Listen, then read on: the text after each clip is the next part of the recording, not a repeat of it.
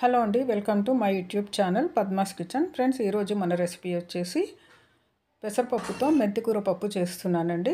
ఉల్లిపాయలు, పచ్చిమిర్చి, టమాటో ఇవన్నీ వేస్ట్ చేస్తున్నాను. చాలా టేస్టీగా ఉంటుందండి.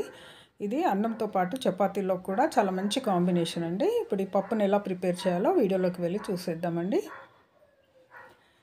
ముందుగా స్టవ్ పై బౌల్ పెట్టేసుకొని ముందు వాటర్ పోసేసుకోండి. ఈ నీళ్లు మరుగుతున్నప్పుడు మనము పెసరపప్పు కడిగి వేసేసుకోవాలండి. నేను ముందుగానే ఈ పప్పుని వేయించి పెట్టేసుకుంటాను. ఇంటికి సరుకులు తీసుకురాగానే పెసరపప్పును వేయించి పెట్టేసుకుంటే మనకు వంట కూడా సులువు అవుతుంది అండ్ పురుగు పట్టకుండా ఉంటుందండి మెయిన్. తర్వాత ఈ పప్పుని కడిగి ఇందులో వేసేసేయండి. ఈ పప్పుని ఇలా మరుగుతున్న నీళ్ళల్లో వేసాం కదండి. ఒక్క పొంగు వచ్చిన తర్వాత ఒక 1/2 టీ స్పూన్ పసుపు యాడ్ చేసేసుకోండి అండ్ 1 టీ స్పూన్ అంతా ఆయిల్ వేసేసేయండి. ఇది ఇలా బాగా ఉడుకుతున్నప్పుడు ముందుగా టమాటో ముక్కలు యాడ్ చేసేసేయండి. టమాటో ముక్కలు యాడ్ చేసిన తర్వాత ఒకసారి కలిపేసేయండి. టమాటోలు వేసిన తర్వాత మనం ఇలా ఏర్ పెట్టేసుకోవాలండి. ఆకాకంతా తీసి పెట్టేసుకోవాలి, కొమ్మలు వేయకూడదు. ఇలా ప్రతి ఆకు విడ తీసుకొని తర్వాత వాటర్లో శుభ్రంగా కడిగేసి ఈ పప్పులోకి యాడ్ చేసేస్తున్నాను. నేను 3 కట్టలు మెంతికూర తీసుకున్నానండి. తర్వాత ఒక 5 పచ్చిమిరపకాయలు ఇలా చీలికలుగా చేసి వేసాను అండ్ ఒక గుప్పెడు కరివేపాకు కూడానండి. కరివేపాకు పప్పుతో సహా ఉడికితే మంచి స్మెల్ వస్తుందండి, అందుకే నేను ఇందులోనే వేసేసాను. ఇప్పుడు ఇవన్నీ మిక్స్ చేసేసేయండి. మిక్స్ చేసి ఈ పప్పు కొంచెం ఇట్లా పగిలినట్టు అయ్యేంత వరకు ఉడికించుకోవాలండి. మరీ మెత్తగా కూడా ఉడికించొద్దు.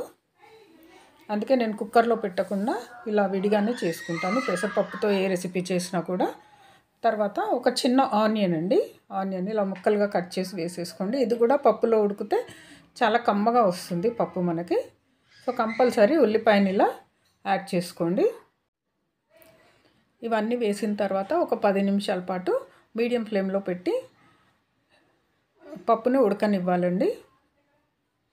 ఉంటే కొత్తిమీర కూడా వేసుకోవచ్చు, చాలా బాగుంటుంది. నా దగ్గర లేదండి, సో ఇవి మాత్రమే వేసి ఉడికిస్తున్నాను. అయినా కూడా పప్పు టేస్ట్ చాలా బాగా అయిందండి. సో కంపల్సరీ మీరంతా ఇంట్లో ట్రై చేయండి. ఇది ఈవినింగ్ చపాతీల్లోకి బాగుంటుంది, జొన్న రొట్టెల్లోకి బాగుంటుంది. రైస్ తోటైతే ఇంకా చెప్పొద్దండి. వేడివేడి అన్నంలో నెయ్యి వేసుకొని తింటే సూపర్గా ఉంటుంది అసలు. అండ్ హెల్త్ వైజ్గా కూడా చాలా మంచిది కదా. ముందు పచ్చిమిర్చి వేసాను కదండి, తర్వాత కొంచెం ఎండుకారం కూడా యాడ్ చేస్తున్నాను. ఇది కలర్ బాగుంటుంది అండ్ టేస్ట్ కూడా బాగుంటుందండి. ఇప్పుడు పప్పులోకి సరిపడా 1 టేబుల్ స్పూన్ అంతా సాల్ట్ వేసేసాను. మేమైతే ఉప్పు కొంచెం తక్కువే తింటామండి. మీరు ఎక్కువ తినే వాళ్ళైతే కొంచెం ఎక్కువ కూడా యాడ్ చేసుకోవచ్చు. సో ఈ పప్పు రెడీ అయిపోయిందండి. ఇది క్షణాల్లో అయిపోతుందండి, అసలు చాలా తొందరగా అయిపోతుంది, టేస్టీగా ఉంటుంది. ఇప్పుడు పప్పులోకి తాలింపుకు రెడీ చేద్దాము. ఒక చిన్న కడాయి పెట్టేసి అందులో ఆయిల్ వేసాను.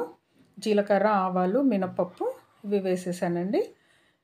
ఈ ఆవాలు చిటపట అన్న తర్వాత ఎండుమిర్చి వేసుకోవాలి. అలాగే ఇంకొక చిన్న ఆనియన్ ఇలా పొడుగు ముక్కలుగా కోసేసి ఈ పోపులో వేసేసేయాలి. తర్వాత 5-6 వెల్లుల్లి రెబ్బలు కూడా ఇలా కచ్చపచ్చగా దంచి వేసేసేయండి.